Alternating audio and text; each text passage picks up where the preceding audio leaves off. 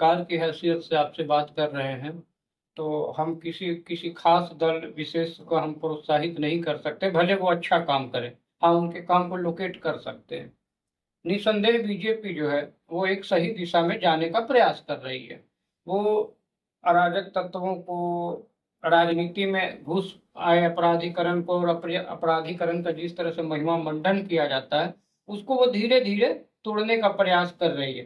ये अलग बात है कि अभी भी कुछ बीजेपी में भी अपराधीकरण को मतलब हावी है और उनके अंदर वो भी पोषित पलवित है, खिल रहे हैं। लेकिन ये जो लीक से हटने का उनका जो प्रयास है, वो सराहनीय है। लेकिन विपक्ष ये आरोप लगाती है या और अन्य दल ये आरोप लगाते हैं कि ये सिर्फ अपने वोट को पाने के लिए, अपनी स्थिति को मजबूत करने के लिए यह हथकंडे की तरफ प्रयोग कर रहे हैं। नहीं, ये कर रहे हैं मान लीजिए। पहली बात तो कि कर नहीं रहे हैं, लेकिन अगर कर रहे हैं तो इसमें गलत क्या है? भाई, जब यह बात विपक्षों को मालूम है कि वोट बैंक इस प्रकार से मजबूत होगा और भारतीय जनता पार्टी इस आधार पर अपना वोट बैंक मजबूत कर रही है, जब विपक्ष को यह मालूम है कि देश की जनता हिंदुत्व की तरफ बढ़ना चाहती है, इस्लाम को वो उस तरह से अब पसंद नहीं कर रही है जैसा विपक्ष पहले पसंद कर रहा था। अगर ये बात सही है और इससे वोट बीजेपी का बढ़ रहा है तो इसमें गलत क्या है? भाई, राजनीति जो है, ये वर्तमान राजनीतिक वातावरण तो वोट के लिए ही चल रहा है। वोट से ही सत्ता बनती बिगड़ती है।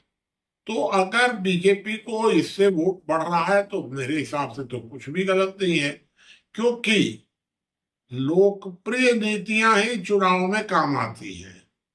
तो मेरे हिसाब से बीजेपी की लाइन बिल्कुल ठीक है। और मैं इस बात से भी आपकी सहमत नहीं हूं कि ये बीजेपी की लाइन है। ये लाइन वास्तव में नरेंद्र मोदी की लाइन है।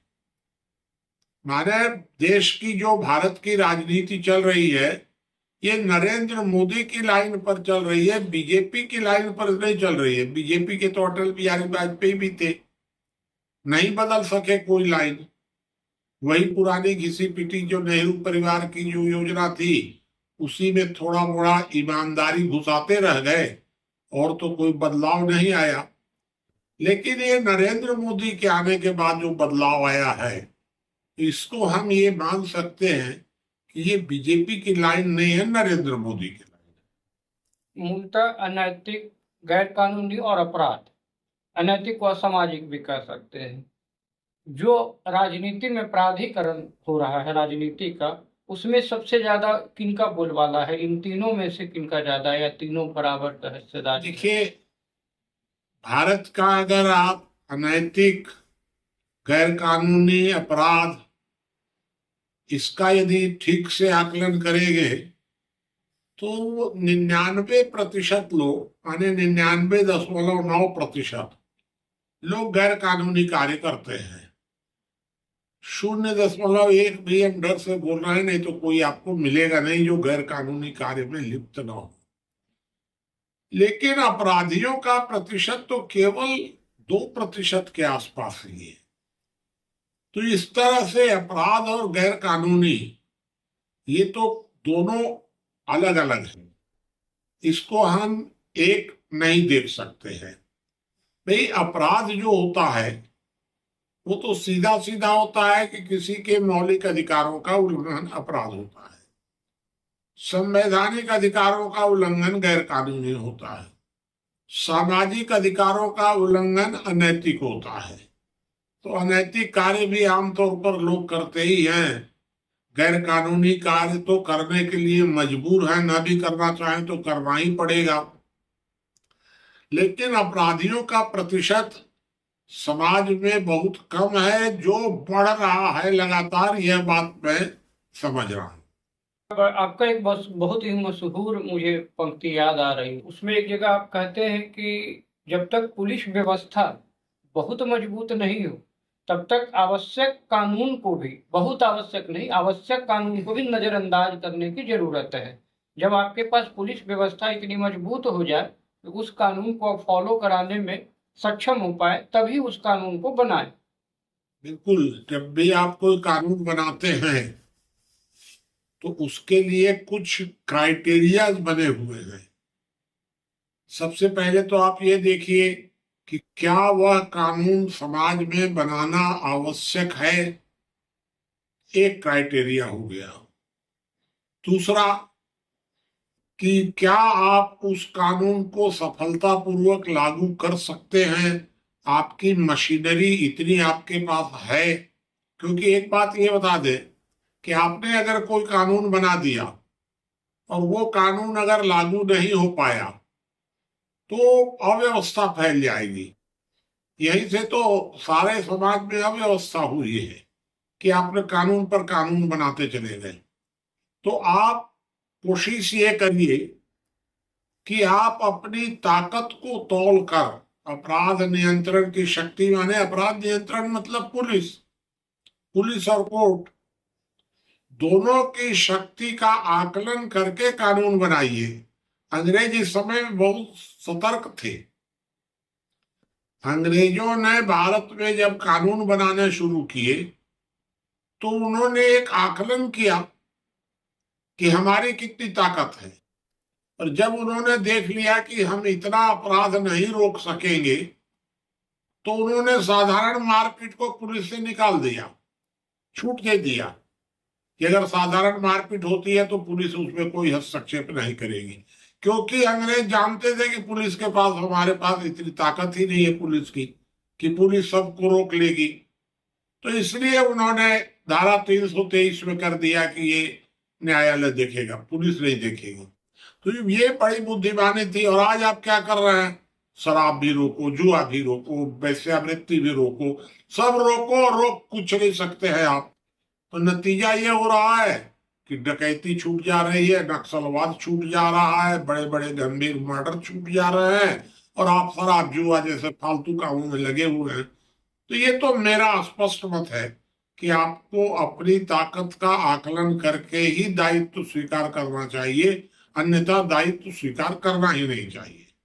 रिसर्च से आपने निकाला है कि 1.5 से 2% लोग ही अपराधी हैं, और 1.5 से 2% ही अपराध को रोक पाने में कोई भी व्यवस्था सक्षम हो पाती है, 98% नहीं।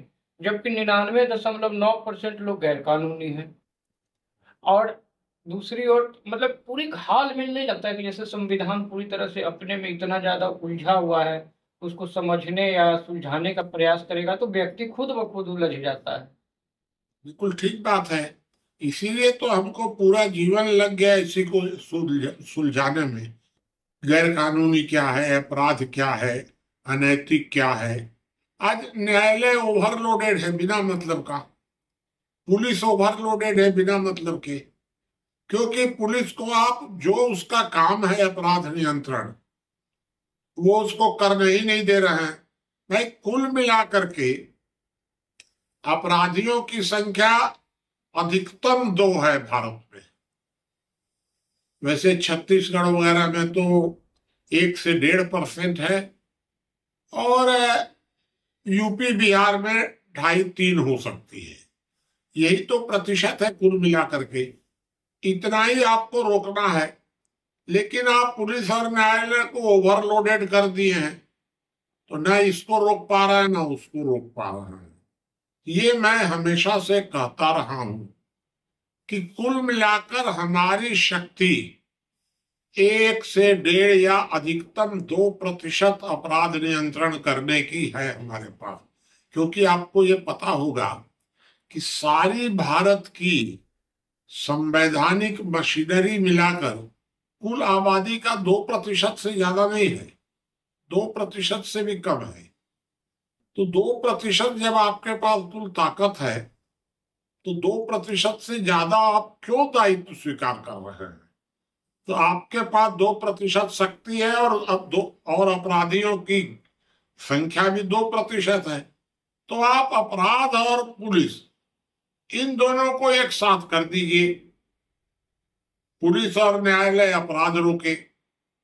छोड़िए ना भाई ये सब तंबाकू वगैरह कोई खाएगा पिएगा मरेगा, जाने दीजिए, हटाइए, जाने दीजिए, ये सब आपका कोई काम नहीं है, सब छोड़ दीजिए। शिक्षा और फलाना ठिकाना कोई मतलब आपको नहीं है, शिक्षा अस्पताल सब छोड़ दीजिए। आप केवल नक्सलवाद रोक दीजिए, आप केवल क्राइम रोक दीजिए, इतना अगर आप रोक देंगे तो आप, योगी आदित्यनाथ क्यों आज भारत की जनता ये महसूस कर रही है कि योगी आदित्यनाथ सरी का प्रधानमंत्री बनना चाहिए देश में? क्यों? क्योंकि सब काम छोड़ करके योगी आदित्यनाथ ने सारी शक्ति लगाई अपराध नियंत्रण में। तो आज योगी आदित्यनाथ प्रसिद्ध हो रहे हैं, और नीतीश कुमार सारी योग्यता रखते हुए अपनी सारी शक्ति लगा दिए शराब रोकने पर, तो नीतीश कुमार यहाँ से वहां, वहां से वहां बेचारे गड़बड़ा रहे हैं। तो ये हमने प्रत्यक्ष देखा है। इसलिए मेरा ये सुझाव है कि अपराध नियंत्रण के लिए ही सारा प्रयास होना चाहिए।